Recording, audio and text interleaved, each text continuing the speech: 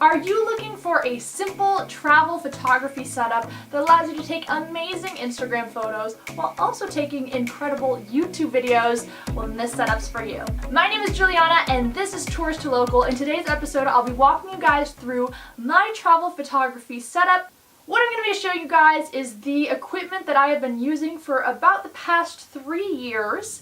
And this is my equipment that has gotten me through a lot of world traveling, has made some really incredible YouTube videos. The most important thing I look for when I am getting photography equipment is it budget friendly? I'm not willing to spend thousands on a camera quite yet. I am still, getting my feet wet with the whole YouTube stuff. Is it easy to transport? Meaning that it won't require a lot of setup. It is very compact and can be transported easily. Also, it won't draw too much attention towards me in more dodgy areas that I'm traveling through. And lastly, is it able to produce quality photos and videos, because those are two things I am truly passionate about. The first thing I'm going to talk about in my travel setup is my Canon G7X. This camera is definitely my favorite. It is one of the most versatile point and shoots that acts like a DSLR. The photos I get from this are absolutely incredible. The aperture on this is really good. You can get some very good close-up shots. And for video, this is incredible. I don't know, it just shows a lot of detail. I really like it. And there are a lot of different settings on this that I'm still learning about this camera. So I use this typically mostly for vlogging and video. I love it because I can just whip it out spur of the moment. I don't feel too afraid to have this out in dodgy areas because it is so small and it wraps right around my wrist. I can hold on to it real tight. And it's super quick to turn on and just start filming right away. So I really like that. The most important thing is that it has this little pop-up screen so I can take videos and look at myself, make sure that I'm in focus. Also, autofocus is amazing on this. You just can, it'll autofocus automatically, or to kind of speed it up, you can kind of tap what you're trying to focus on the touch screen, which is really cool. That. One of the biggest selling points about this camera is the fact that it is Wi-Fi enabled. So you just press this button on the side and it makes a Wi-Fi hotspot so you can transfer over your photos so easily to get them right on your Instagram. But the one thing I don't like is that there is no ability to put a microphone on it. So that's really annoying because I would use this for all my videos if I could just connect a microphone. Also, the in-camera microphone is actually on the top here, which is very inconvenient because, look at, when I'm holding the camera like I typically would, for like video, I'm covering up the microphone. So you can get these like little fuzzy, kind of like a windsock that you can stick on top. Apparently they sell them on Amazon, but I have yet to buy one. My next camera is, of course, a GoPro. I bought the GoPro Hero 4 Silver. My last camera was about $700 or $800 when I bought it. It's probably gone a lot down since this is Mark 1 and there is a Mark 2 out already. The GoPro Hero 4 Silver, I like it because it is touchscreen and you can see the video that you are recording, which is really cool. Now the thing is, if you have not had a GoPro before and you decide to get one, make sure you do a lot of reading about all of the cool things this can do. Like learning about the time-lapse features and that sort of stuff was so helpful. I had been using this for like 4 months and I didn't understand why my photos weren't turning out the way I liked them. Then I learned more about time-lapse and some other features on this. And I realized, oh my god, I've been using this wrong the whole time. I just have it in this like waterproof case, which like I said, I'm not a professional. This is just what I use to get by. Also, I have this, it's like one of those tripod, monopod kind of things. So right now it's a monopod, but you can undo this in the bottom and it becomes a tripod. When I bought this, I was like, oh, I have to get this little tripod thing because it's so useful. Oh my god, I can't even connect it. There we go. because it's so useful. I mean, like, I could set this up and just record myself, but then I remembered that there's not really a point of having this on a tripod for me. I guess if I was doing more time-lapse stuff, it would. I mainly use my GoPro for underwater. I haven't really ever used it for non-underwater purposes, so the tripod was kind of useless for me. Next, on to GoPro accessories. I have a head strap, so that just connects, the GoPro just connects right here, and it's so fashionable, you guys. I love wearing this. Honestly, I do, because I feel so basic, and it's a look. I love it. I got my boyfriend the chest strap when we went ziplining once, thinking, oh, that will be great for, you know, getting some ziplining footage. Because I'm like, oh, it's like at chest angle, like that'll be cool to show us like going through the trees or whatever. But it turned out to be very unuseful because you lean back when you're ziplining, so it's kind of just filming the sky. And I was like, dang it, I wish I would have had the head strap for that. So I ended up getting it and doing another ziplining adventure with it, and it was so much better. This is great because most ziplining places do let you use these. You just put it on your helmet. The last GoPro accessory I have is my absolute favorite. This is a dome. It comes with a little handle and a strap to put around your wrist, and every time I go to the beach, I get at least 3 people ask me, what on earth is this thing? Well, this is meant for taking those photos you see on Instagram sometimes where the water is half in the shot and half sky. So it's like half water, half sky. And I've always wanted to take a photo like that. You can look at my Instagram and you'll see I have several like that because I kind of got obsessed with this thing for a little bit. Basically, it allows for there to be, the water to be pushed away from the lens so that you get that perfect line. And in the back, you can't see it, but there is an actual line that shows half of the dome so you know where to line up the water when you're taking your photos. This is one of the cheapest domes available. There are nicer ones. The one thing I've heard about this dome is you have to just use it for underwater, like half underwater shoots. Don't like take it more than 5 feet underwater. Don't immerse it completely because it could leak and ruin your GoPro. But if you're careful, like I am, just use it on the surface and you're fine. That was my GoPro and my kind of vlogging camera, and now I'm going to show you guys my big setup. Alright, so let's talk about this. This is a Canon Rebel T3i. It is not the newest thing on the market. This is very old. I got it because my sister had one too, and I was like, oh, it's cheap. It was like 200 bucks or something. But if you're starting out, like, you could get by with just the Canon T3i. This is the Rebel. I just used the lens that came with it, which is an 18 to 55 millimeter lens.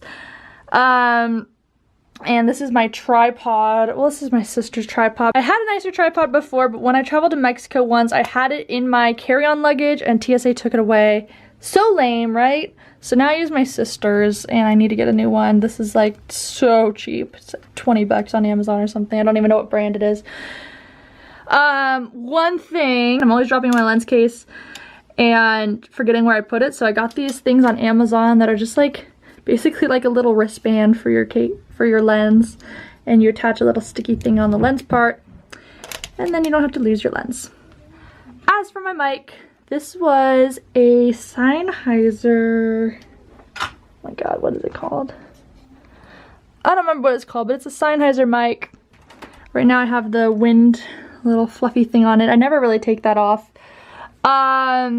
It has a couple of settings for like if you're further away or closer to the camera. And it plugs in right to my camera here, so that's nice. I always have my viewfinder out, and that's why I liked this particular model, so I could check on myself if I'm in the shot or whatever. And, okay, my notes about this camera. It's not my favorite in the world because it doesn't autofocus for me. I always have to have someone sit in the shot or somebody do it, like focus it for me or trial and error, and I hate it. I really want to get a nicer camera, but I love this camera for photography. This is a great beginner photography camera. As far as video goes, you can get it done. I've done it before. It doesn't have all the bells and whistles of some of the nicer things, but I mean, hey, it was like 200 or 300 bucks. And this is what I use for my videos, so if you like that, then you'll like this. Alright, so I showed you the big tripod. I will never take a big tripod traveling. after what had happened with the Mexico TSA. Now I'm just too worried about getting my my tripod confiscated, so instead I use this Joby Gorilla Pod kind of thing.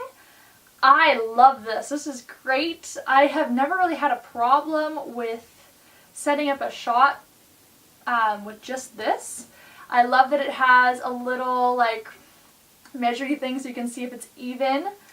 It's very good quality. It has like this bobble head too, which allows you to get different, like it moves like that to get different angles on your camera. And it basically wraps around anything that's big enough. I mean, you can just wrap it around your arm. You can wrap it around a pole, a tree. I mean, that was really bad, but you get what I'm saying. Or you can have it set up just standing straight. Works great with sand. I love it for all the versatile things you can do with it, and it's so small and compact. Oh, another thing I forgot to mention. I got the Canon 50mm lens, and it has one of those wristband things I bought on it too to keep the lens attached. And a circular polarizer. 49mm is what fits the 50mm lens. This is great because it gives such beautiful depth of field where the subject is in focus and the background is blurry. It doesn't zoom, obviously, because it's just a 50mm, but oh my god, I love doing like slow-mo shots with this, or like up close just of like food or like details. Like I love, it's totally changed the way I film because now I pay attention to little details. If you haven't used a 50mm lens, the one thing you do need to remember is like it's very up close. So if you're trying to do like a full body of a person with this on, you're gonna have to go like 30 feet away from them to get their whole body in it. As for how I edit and everything, I use a MacBook Pro. I went through a lot of hassle before because I was a PC user. Yeah, I had a Lenovo. I had two Lenovos and an HP, and I would download these editing programs, and it was always so slow. It would always crash. I was like, what the heck is wrong? I could never edit anything, so I ended up just using Windows Movie Maker to edit everything. It was the worst. It was the absolute worst. I was miserable. And then I realized, oh wait, processing speed of your computer affects your enjoyment of the editing process so much. So I ended up splurging for this MacBook Pro. I bought it like new on Amazon. It was a great decision to get this. I love it. Editing's a breeze. I use Final Cut Pro X. For editing my photos, I only use Lightroom right now because I'm just learning that, and I love it. And for sound, I use Epidemic Sound. I have, oh my god, I have cat hair on my lip, first off. I have Epidemic Sound. I have a, how do you call it, membership to use their music in my videos, which has proven to be very helpful because I can't tell you how annoying copyright claims are. So it makes things easy, and they have so much stuff that you can use. And as for hard drives, because you cannot expect to store all that footage on your computer and for that to be okay, I bought a 5 terabyte hard drive, and I was like, yes, 5 terabytes. I will never run out of space. Seagate. It's Seagate. Knew it. I always trust Seagate. 5 terabyte. Bought it at Target. It was in this big box, and I didn't read the fine print that it is actually, you have to have it plugged into a wall when you use it. You have to have it like with electricity or it won't run. So that is very frustrating. It makes it not the most convenient thing because sometimes when you're using your laptop you don't want to be next to electricity. I usually use this or bring it when I'm going on a trip that's going to last more than a month. Whenever I'm at home, this is my go-to. But of course, I'm not always going to be on a trip that's longer than a month. So I use this Seagate Backup Plus portable drive. It is 1 terabyte, which actually isn't that bad. I have so much on this, and it's not a lot of room. So this is a great one. It's all scuffed up though because it's so old. But I really like this. I've never had any issues, never really lost anything. Sometimes it can be a little bit slow when I'm like watching movies on it, but hey, you get what you get and you don't throw a fit, okay? When I'm going to just on a little day adventure, I love to use a little side bag. Vivitar case, it came with it. I don't know how you could purchase this on its own. And I love it. It is great because it's all cushioned. It has 3 compartments in it that are padded, 2 pockets on the side, and little stretchy pockets on the very outside. Sometimes I use this as my purse. I can fit my wallet and phone in there. By the way, my phone I use is a iPhone 6S. I love it. It's great. And that's all I really have to say. Y'all know iPhones are good.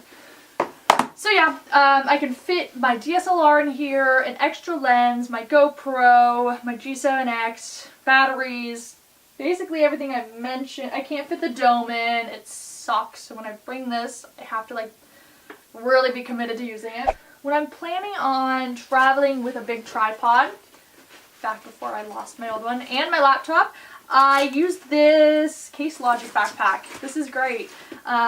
It holds a tripod on the sides here, and it has a side pocket, which doesn't hold much, but it can hold a pen. It can hold your phone and a wallet and some memory cards. Best part about it is the laptop case right there. Oh, you can even, I just noticed this. You can even cover, there's this little clippy thing that goes over the big zipper that leads to your camera bag, which is great. That's an added bonus security if someone's trying to break into your bag. Front pocket and the big old pocket. You can either do it halfway and have access to your DSLR, which sits right in the top there. There's this little hanging suspension system. Or you can go all the way down and you can use these little cube things to kind of create little shelves. That was terrible. And you stick lenses and G7X. Case Logic, got it on Amazon. I remember it was fairly affordable. So this is a great bag. You can use it as a carry-on. The one thing I don't like about traveling with this bag, as someone who was used to having a carry-on backpack that I could throw a scarf in, or my makeup, or I don't know, I had a lot of stuff I'd like to bring on the airplane with me. It's not the most convenient. This is great for storing your photo stuff, but in your wallet and phone, or maybe I don't know, a couple things of lipstick, but I mean, it's not meant to really hold much more than that. It also doesn't really squish at all. It's very structured, which is great for the camera because it's so safe. I trust this thing with my life. The bottom is pure plastic, can't squish down, but if you're trying to squeeze it under a chair, it fits under airplane chairs, but bus chair, maybe not. Yeah, so that's the one thing. Also, it is rather boxy, not the most comfortable thing, but then again, it is protecting your photo equipment, so that is good. So that is all my photo equipment, guys. I will leave a link to everything down below. This is what has gotten me through all of my traveling. I find it very affordable and also very good quality. It's a good starting out point, and then as you continue to save money, you can get nicer things. I'm hoping to get a drone in this collection, hopefully very soon. I would really love one of those DJI Mavic Pros, so we'll see how that goes. Also forgot to mention, when I am filming at home, I do use 2 shadow boxes, and I'll leave a link down below to those.